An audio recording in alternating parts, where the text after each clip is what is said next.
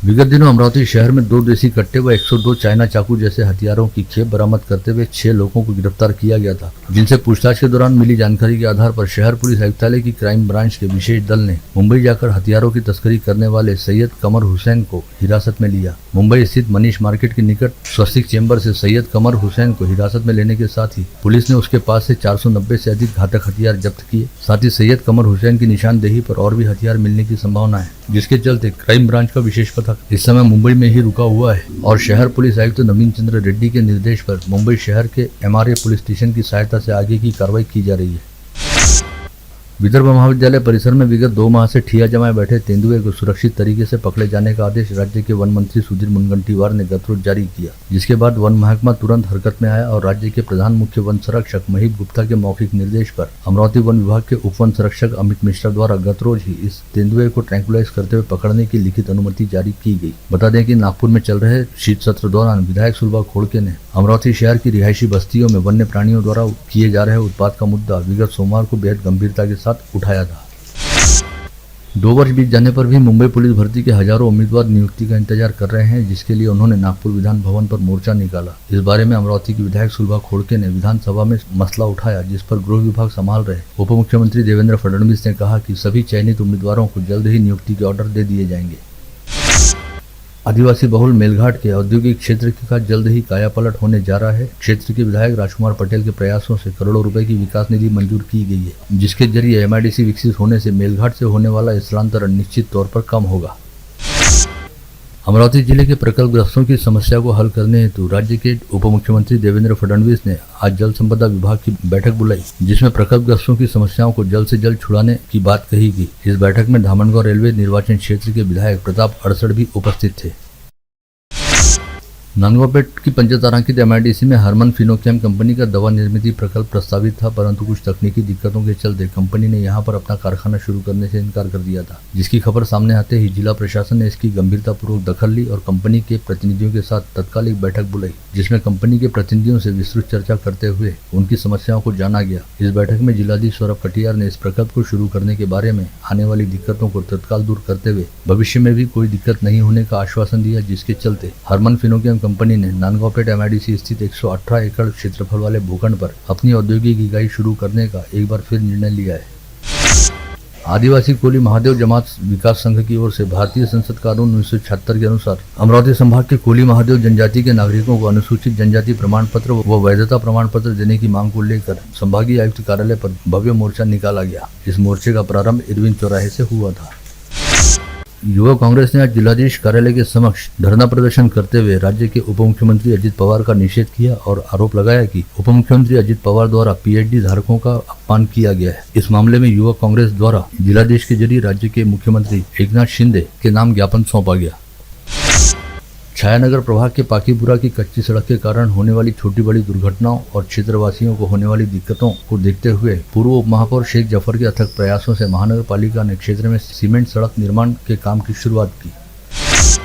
शहर के विभिन्न व्यस्त चौराहों पर CCTV लगवाने हेतु शहर पुलिस आयुक्त ने शहर के सामाजिक कार्यकर्ताओं व संस्थाओं से आह्वान किया था, जिसे स्वयं स्फूर्त प्रतिसाद देते हुए युवा समाज सेवी आकाश त्रिपाठी द्वारा जयस्तंभ चौक पर अपने खर्च से CCTV कैमरे लगाए गए।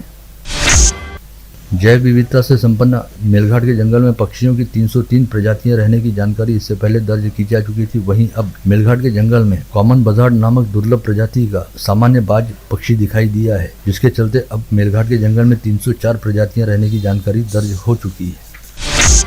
कौंडन्यपुर स्थित रुक्मिणी विदर्भ के पीठाधीश्वर मावली सरकार का आज श्री कृष्ण पेट में रहने वाले सुरेश दीक्षित परिवार के घर पर आगमन हुआ। इस अवसर पर राष्ट्रपति पुरस्कार प्राप्त तबला वादक रूपक कोलमकर व गीत साधना ग्रुप का संगीत संध्या कार्यक्रम आयोजित किया गया था। रात 8:30 बजे मावली सरकार की पाद पूजा की गई। इस अवसर पर दीक्षित परिवार के सभी सदस्यों ने मावली सरकार की पाद पूजा करने के साथ ही निमंत्रितों की आवभगत भी की।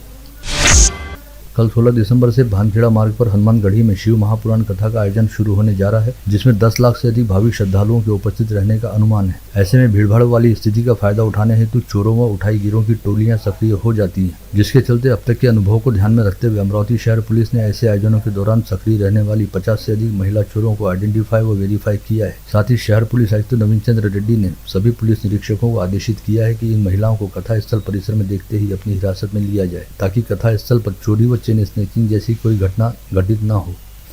इसके अलावा शिव महापुराण कथा के आयोजन स्थल पर डायल 112 सेवा की 33 गाड़ियां तैनात की गई हैं, जिसमें 20 दुपहिया व 13 चारपहिया वाहन उपलब्ध कराए गए हैं। चांदूर बाजार में राजस्थानी महिला मंडल द्वारा आयोजित नानी बाई का मायरा इस 3 दिवसीय धार्मिक कार्यक्रम के तहत भव्य शोभा यात्रा का आयोजन किया गया, जिसमें बालाजी मंदिर से भक्तिधाम तक भव्य शोभा यात्रा निकाली गई। शोभा यात्रा में राजस्थानी महिलाओं व बंधुओं ने पारंपरिक पोशाक धारण कर भगवान श्री कृष्ण की विविध झांकियों को साकार किया। शोभा यात्रा के पश्चात चांदूर बाजार के भक्तिधाम सभागार में 3 दिवसीय नानी बाई का मायरा की धार्मिक कथा का प्रारंभ हुआ, जहां पर कथावाचक रामप्रिया श्री जी ने भक्ति की शक्ति का विलोभनीय प्रसंग प्रतिपादित करते हुए कहा कि भक्ति की शक्ति से भगवान भी अपने भक्तों के सेवक बन जाते हैं। अमरावती में चल रही शिव महापुराण कथा तथा आगामी क्रिसमस व नववर्ष जैसे पर्वों को ध्यान में रखते हुए ग्रामीण पुलिस अधीक्षक विशाल आनंद के निर्देश पर परतवाड़ा पुलिस थाना क्षेत्र में एहतियात के तौर पर रूट मार्च किया गया। परतवाड़ा के जयसंग चौक से दुरानी चौक तक किए गए इस रूट मार्च में ग्रामीण पुलिस के अपर पुलिस अधीक्षक विक्रम साड़ी, SDPO अतुल नवघरे व परतवाड़ा के थानेदार संदीप चौहान सहित पुलिस अधिकारियों व कर्मचारियों ने हिस्सा लिया। GST विभाग में उपायुक्त पद पर कार्यरत रहने वाले मरातुरा राठौड़ के खिलाफ गाड़गीनगर पुलिस थाने में महिला सहकर्मी को व्हाट्सएप पर अश्लील मैसेज भेजने के साथ ही उक्त महिला के समक्ष आपत्तिजनक मांग रखे जाने के चलते छेड़छाड़ व विनयभंग संबंधित मामला दर्ज किया गया है। नवाते चौक परिसर में रहने वाली 45 वर्षीय विवाहिता को अनूप जैन नामक आरोपी द्वारा बार बार फोन व व्हाट्सएप मैसेज करते हुए अश्लील संदेश दिए गए। साथ ही उक्त महिला के नाम से फेसबुक पर फर्जी अकाउंट बनाकर वहां अश्लील पोस्ट शेयर करने के साथ ही महिला का मोबाइल नंबर सार्वजनिक रूप से उजागर कर उसकी प्रतिष्ठा को आघात पहुंचाया गया। महिला की शिकायत पर साइबर सेल ने अनूप जैन नामक आरोपी के खिलाफ मामला दर्ज किया है। चपरासीपुरा में रहने वाले 60 वर्षीय बुजुर्ग हीरालाल कुंभालकर ने गत रोज अपनी बहू व पोते को घर से बाहर निकाल दिया, फिर घर के भीतर फांसी लगाकर आत्महत्या कर ली। फ्रेजरपुरा पुलिस ने आकस्मिक मौत का मामला दर्ज करते हुए जांच शुरू कर दी है। मोर्शी शहर में स्थित अपर वर्दा वसाहत के कई घरों में कर्मचारी रहते हैं, साथ ही कई घरों में अनधिकृत तौर पर सामान्य नागरिक भी रहते हैं। यह नागरिक रात के समय कटे हुए तारों में वायर डालकर बिजली का उपयोग करते हैं। ऐसी जानकारी मिलने पर मोर्शी महावितरण विभाग के दल ने रात के समय अपर वर्दा वसाहत में जांच की तथा कुछ घरों में संशयास्पद व बंद स्थिति में वायर जब्त किए। कारंजा लाड़ के सावरकर चौक में एक ऑटो रिक्शा खड़े ट्रक से जा भिड़ा, जिसके चलते ऑटो में सवार 10 यात्री घायल हो गए। सभी घायलों को तुरंत कारंजा के उपजिला अस्पताल में भर्ती कराया गया। वहीं कुछ घायलों को अमरावती रेफर किया गया है। बुल्ढाना में ITI कॉलेज के पास अचानक ही सड़क के बीचों बीच एक सुअर आ गया, जिसने एक बाइक को टक्कर मार दी, जिसके चलते मोताला से मलकापुर की ओर बाइक पर सवार होकर जा रहे शेख अहमद व शेख जुबेर नामक 2 लोगों की दोपहिया शेख समद की गाड़ी से जा भिड़ी और इस हादसे में 4 लोग घायल हो गए। फ्लैट बिक्री के नाम पर लाखों रुपए की जालसाजी करने के मामले में अकोला जिला परिषद के पूर्व समाज कल्याण सभापति विजय सोलंकी को मुंबई की गांव देवे पुलिस ने मंगलवार की सुबह अकोट तहसील अंतर्गत कुटासा गांव से गिरफ्तार किया।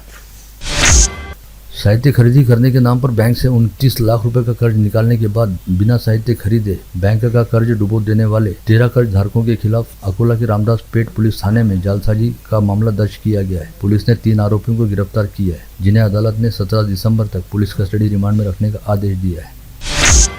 यवतमाल पालिका में 8 लाख रुपए का बिल निकालने हेतु ठेकेदार से 50% यानी 4 लाख रुपए की घूस मांगी गई, जिसकी शिकायत मिलने पर अमरावती ACB के दल ने गुरुवार की शाम शहर अभियंता सहित 4 लोगों को धर दबोचा।